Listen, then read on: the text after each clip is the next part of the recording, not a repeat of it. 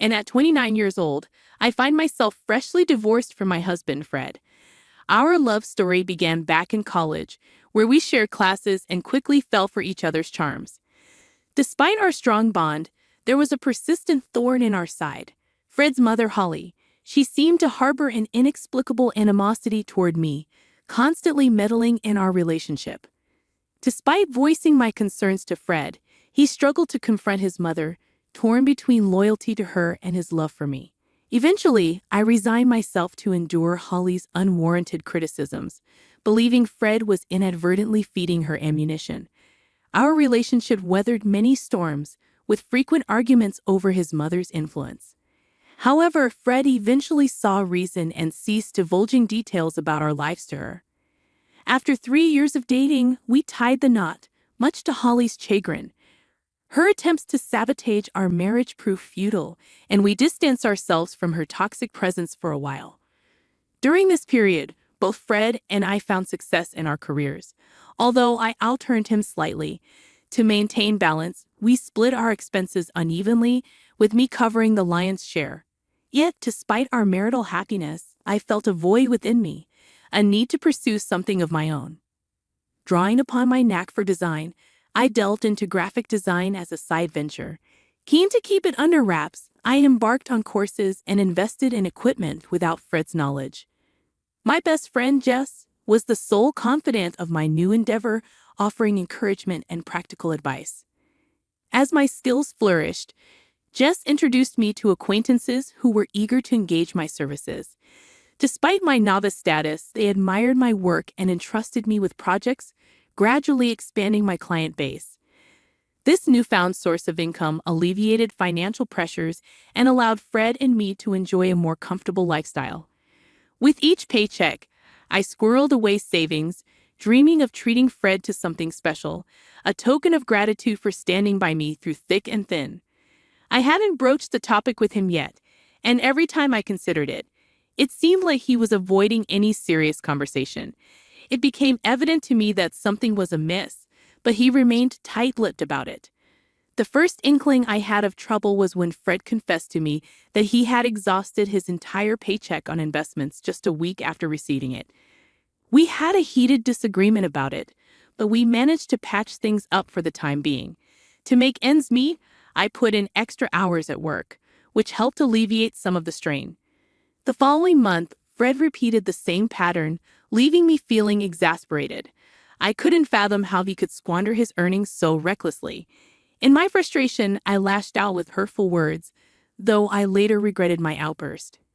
However, when the same scenario repeated itself for the third consecutive month, I reached my breaking point.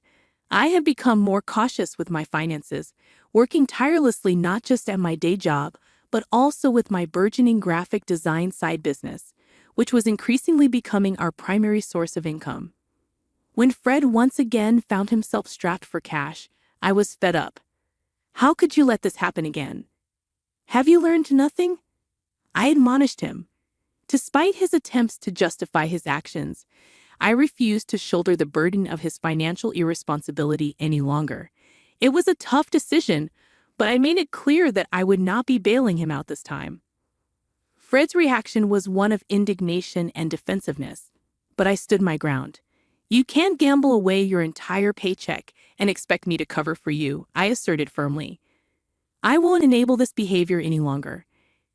Our argument escalated, with accusations hurled back and forth.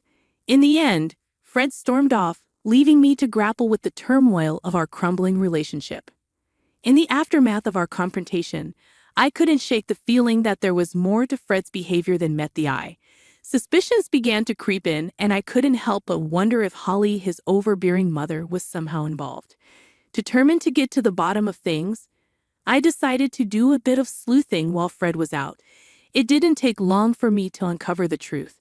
Fred had been deceiving me.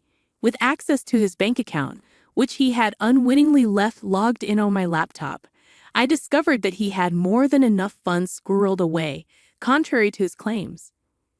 As I scrutinized Fred's transactions, I couldn't find anything out of the ordinary apart from the usual debits. Perplexed, I wondered why he had been hiding his finances from me and weaving lies. Seeking clarity, I delved into his messages, and the first person I noticed him texting was his mother. Their conversation revolved around our recent altercation, with Fred painting me as the antagonist, claiming I had berated him for withholding money. Holly, his mother, seemed to revel in this discord, affirming her suspicions about me. As I scrolled further, I unearthed a disturbing revelation. Holly had been relentlessly disparaging me to Fred, labeling me as materialistic and insinuating that I was with him solely for financial gain. Ironically, I was the primary breadwinner in our household. Their exchanges showed how Holly's toxic influence had fueled Fred's grievances against me, magnifying minor annoyances and nurturing his resentment. The final blow came when I discovered their scheme to cut me off financially. Initially hesitant, Fred succumbed to Holly's manipulations, gradually acquiescing to her demands. He fed her ammunition by disclosing incidents where I expressed frustration, further stoking her animosity toward me. It was a devastating betrayal, leaving me reeling with hurt and confusion. Uncertain of my next steps, I sought solace in my best friend Jess. Nestled in her company, I shared the distressing truth I had uncovered, seeking her guidance in this tumultuous moment. Jess, ever the steadfast confidant, listened intently, offering her unwavering support as I grappled with the betrayal inflicted by those closest to me. I grappled with the weight of the situation, unsure of the best course of action. It seemed glaringly obvious. Cut off Fred's support, wait for him to hit rock bottom, then file for divorce. But Jess questioned the morality of such a plan, labeling it as cruel. Her concern nudged me to reconsider my approach, prompting her suggestion to sleep on it and revisit the issue the next day. Exhausted both physically and emotionally, I welcomed the respite sleep promised. The following morning, with the luxury of a weekend ahead, Jess and I sought solace in the familiarity of a favorite movie, drifting off to sleep in each other's company. The tranquility of the day brought a sense of peace, a temporary reprieve from the turmoil brewing within. We indulged in simple pleasures, immersing ourselves in movies, culinary delights, and each other's company. Despite the nagging thoughts of the previous day's revelations, I made a conscious effort to set them aside, prioritizing the much-needed respite. However, our reprieve was short-lived when Holly's call shattered the tranquility. Reluctantly, I answered, greeted by accusations and hostility. Holly's unwarranted accusations only served to exacerbate the tension, but Jess's encouragement urged me to maintain composure. In the midst of Holly's tirade, an unexpected proposal emerged, a 50-50 split of everything between Fred and me. It was a proposition tinged with skepticism, a test of my commitment to the marriage. Despite the audacity of her demand, I agreed, willing to entertain any possibility of salvaging what remained of our relationship.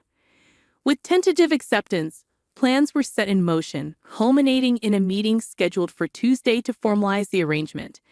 Though uncertainty lingered, I resolved to confront the challenge head-on, armed with newfound determination to navigate the tumultuous waters ahead. I was stunned by the turn my marriage had taken, torn between disbelief and seething anger. How dare Holly brand me a gold digger, and how could Fred stand by and allow such an accusation? I had stood by him through thick and thin, supporting his endeavors even when they led to losses. I'd covered for him when he lied, shouldered the burden of our shared responsibilities, all while concealing my own side hustle, waiting for the right moment to reveal it to him. Sharing the details with Jess, her smile hinted at the brilliance of Holly's scheme. Splitting everything evenly would leave Fred with little to fall back on, given his lack of awareness about my additional income. I had hoped to surprise him with a lavish gift once my side venture gained traction, but now I was grateful to have it as a safety net. Tuesday arrived swiftly, and Jess accompanied me as support. Arriving home, we found Holly, Fred, and a lawyer already there, finalizing the contract.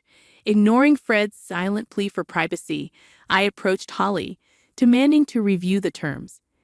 As expected, the agreement mandated equal division of assets, with a clause prohibiting financial assistance between us. Reluctantly, I signed, knowing it would leave Fred scrambling financially. Predictably, problems ensued. Initially, we exchanged only terse words, our rift too deep to bridge. Yet living under the same roof necessitated some communication. Fred attempted to breach the divide, but I remained aloof, resentful of his complacency. Eventually, tired of his persistent attempts, I relented. "Will you please just talk to me? We can't keep going on like this," Fred pleaded. His admission of missing our connection stung, juxtaposed against his willingness to sign away our financial unity. "What do you want me to say, Fred?" I retorted, my frustration palpable. "Is that why you agreed to sever our finances completely?" Fred's silence spoke volumes, laying bare the chasm between us. As we stood at the precipice of our shattered marriage, I grappled with the weight of our choices, uncertain if reconciliation was even possible. "I just needed to know where your loyalty lies, Mia. Despite all the issues caused by your mother, you still choose to side with her. Is this truly what you believe is best for us?" "Please, Fred, don't speak ill of my mother like that. And what wealth do you possess that you're so concerned about? I don't understand. I'm simply trying to make things right between us. Can we not lash out at each other? There will be no reconciliation until that contract is null and void. It's only been 2 weeks since we signed it, and I've seen no evidence to suggest you're not here for the money. If you're struggling financially, just let me know. I'm willing to help. Wouldn't that be a breach of the contract? I won't risk violating it. Why are you making this so difficult? Can't we just be civil?" I could see Fred grappling with conflicting influences, your mother's and his own. The Fred I married wouldn't have succumbed to such manipulation. That month, I diligently paid off our major debts, leaving Fred in a bind. With my share settled, I had more disposable income. Jess and I indulged in lavish outings, while Fred always had an excuse for his financial constraints. My graphic design side gig thrived, leading me to consider quitting my day job. Meanwhile, Fred struggled, his portion of the pantry often bare. While part of me empathized, I reminded myself he brought this upon himself. Holly's unexpected visit left me uneasy. Accusing me of stealing from Fred, she threatened to involve the police. Confused and defensive, I demanded an explanation. "You're accusing me of seeking revenge on Fred because I don't like the contract he made us sign. Please, your son has been struggling all month, but it's not because I've stolen his money to fund my outings to fancy places. He has no money to steal, and you know it. And let's not forget who actually coerced us into signing that contract in the first place. You forced it upon us, and now your son is paying the price." "Liar. I'm calling the police right now." "Go ahead. I haven't taken a single cent from your son." "Then how do you have so much money? Your job doesn't pay that much more than Fred's, and he's told me you've cut back your hours." "I have another business on the side, a graphic design venture that I plan to surprise Fred with. But thanks to your meddling, that plan went down the drain. I was even going to use the money to buy you a car." "How much do you make from it?" "More than you think, you see." I didn't lie. "I was trying to do something good, and then you ruined it.